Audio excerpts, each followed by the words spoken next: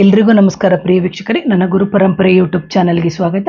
ಇವತ್ತು ಬಂದು ಮಕರ ಲಗ್ನದವರಿಗೆ ಯಾವ ರೀತಿಯ ಅದೃಷ್ಟ ಹರಳುಗಳನ್ನು ಹಾಕೊಂಡಾಗ ಅವರ ಜೀವನದಲ್ಲಿ ಅವರಿಗೆ ಅದೃಷ್ಟ ಆಗುತ್ತೆ ಅಥವಾ ಸಿದ್ಧಿಗಳು ಲಭಿಸುತ್ತೆ ಅಂತ ಹೇಳ್ಬಿಟ್ಟು ಇವತ್ತಿನ ವಿಡಿಯೋ ಆಗಿರುತ್ತೆ. ನೋಡಿ, ಇಲ್ಲಿ ಬಂದು ಮಕರ ಲಗ್ನದವರಿಗೆ ಆ ಲಗ್ನದ ರಾಶಿ ಲಗ್ನಾಧಿಪತಿನೇ ಬಂದು ಶನಿ ಆಗೋದ್ರಿಂದ ಶನಿ ಬಂದು ಇವರಿಗೆ ರಾಜಯೋಗವನ್ನೇ ಉಂಟು ಮಾಡುತ್ತಾನೆ.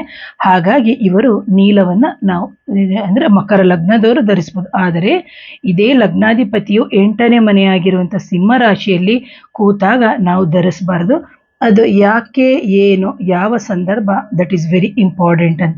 ಹಾಗೇನೇ ಮಕರ ಲಗ್ನದವರಿಗೆ 5 ಮತ್ತು 10ನೇ ಅಧಿಪತಿಯಾಗಿರುವಂತಹ ಏನು ಹೇಳ್ತೀವಿ ಅಂದರೆ 5 ಮತ್ತು ದಶಮ ಸ್ಥಾನ ಅಧಿಪತಿಯಾಗಿರುವಂಥ ಶುಕ್ರ ಬಂದು ರಾಜಯೋಗವನ್ನೇ ಉಂಟು ಮಾಡುವಂಥ ಗ್ರಹ ಆಗಿರೋದ್ರಿಂದ ಇವರು ಬಂದು ಯೋಗವನ್ನು ಕೊಡುವಂತಹ ಗ್ರಹ ಇವರಿಗೆ ಶುಕ್ರ ಆಗಿರ್ತಾನೆ. ಹಾಗಾಗಿ ಶುಕ್ರನ ಒಂದು ಗ್ರಹ ಆಗಿರುವಂಥ ಶುಕ್ರನ ಗ್ರಹಕ್ಕೆ ಸಂಬಂಧಪಟ್ಟಿರುವಂಥ ವಜ್ರವನ್ನು ಸಮೇತ ಇವರು ಧರಿಸ್ಬೋದು ಪ್ರಿಯ ವೀಕ್ಷಕರೇ. ಹಾಗೇನೇ 6 ಮತ್ತು 9ನೇ ಅಧಿಪತಿಯಾಗಿರುವಂಥ ಬುಧ ಇವರಿಗೆ ಮಾರಕನಾದರೂ ಭಾಗ್ಯವನ್ನೇ ಉಂಟು ಮಾಡ್ತಾನೆ. ಹಾಗಾಗಿ ನೀಲದ ಜೊತೆಗೆ ಎಮ್ರಾಲ್ಡ್ ಅಂತ ಏನು ಹೇಳ್ತೀವಿ ಅಥವಾ ಪಚ್ಚೆ ಅಂತ ಹೇಳ್ತೀವಿ, ಅದನ್ನು ಸಮೇತ ನೀವು ಧರಿಸಿದ್ರೆ ರಾಜಯೋಗವನ್ನೇ ಕೊಡುತ್ತೆ. ಯಾಕಂದರೆ ಇಲ್ಲಿ ಬುಧನಿಗೆ ಬಂದು ಶನಿಗೆ ಬಂದು ಮಿತ್ರ ಬುಧ ಮತ್ತು ಶನಿ ಮಿತ್ರ, ಬುಧ ಮತ್ತು ಶುಕ್ರ ಬಂದು ಮಿತ್ರ. ಹಾಗೆ ಮಕರ ಲಗ್ನದವರಿಗೆ 3 ಮತ್ತು 12ನೇ ಸ್ಥಾನಾಧಿಪತಿಯಾಗಿರುವಂಥ ಗುರು ಇವರಿಗೆ ಮಾರಕನಾಗ್ತಾನೆ. ಆದ್ದರಿಂದ ಮಕರ ಲಗ್ನದಲ್ಲಿ ಜನಿಸುವವರು ಕನಕರಾಶಿಯ ಪುಷ್ಯರಾಗವನ್ನು ಧರಿಸಬಾರ್ದು. ಅದರ ಜೊತೆಗೆ 7ನೇ ಅಧಿಪತಿಯಾಗಿರುವಂಥ ಚಂದ್ರ ಕೇಂದ್ರ ಸ್ಥಾನಕ್ಕೆ ಅಧಿಪತಿ ಆದ್ರೂ ಸಪ್ತಮ ಕೇಂದ್ರ ಸ್ಥಾನಾಧಿಪತಿಯಾಗಿ ಅವನು ಮಾರಕ ಆಗ್ತಾನೆ. ಹಾಗಾಗಿ ಶನಿಗೆ ಬಂದು ಚಂದ್ರ ಶತ್ರು ಆಗ್ತಾನೆ.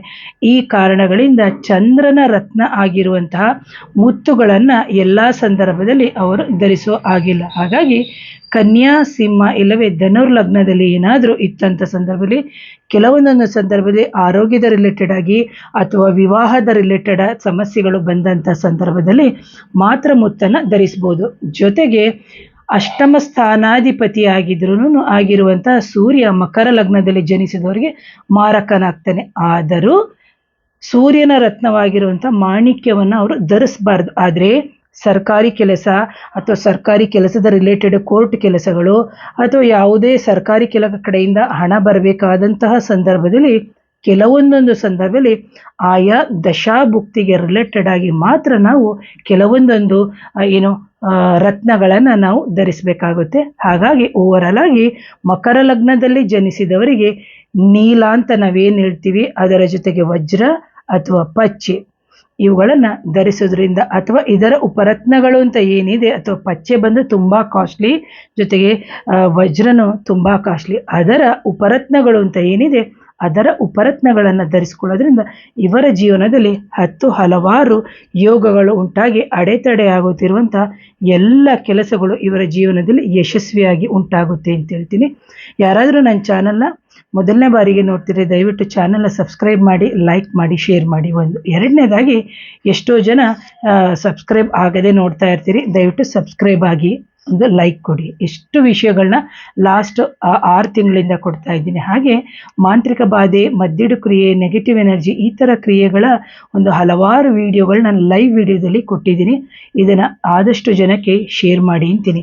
ಸೊ ಯಾರಿಗಾದರೂ ಕನ್ಸಲ್ಟೇಷನ್ ಬೇಕಿದ್ದಂಥ ಸಂದರ್ಭದಲ್ಲಿ 7019806595ಗೆ ವಾಟ್ಸಪ್ ಮುಖಾಂತರ ಸಂಪರ್ಕ ಮಾಡಿ, ಆ ನಂತರ ಕನ್ಸಲ್ಟೇಷನ್ ಫೀಸ್ ಪೇ ಮಾಡಿ ನನ್ನ ನೇರವಾಗಿ ಭೇಟಿ ಆಗ್ಬೋದು ಅಂತ ಹೇಳ್ತೀನಿ.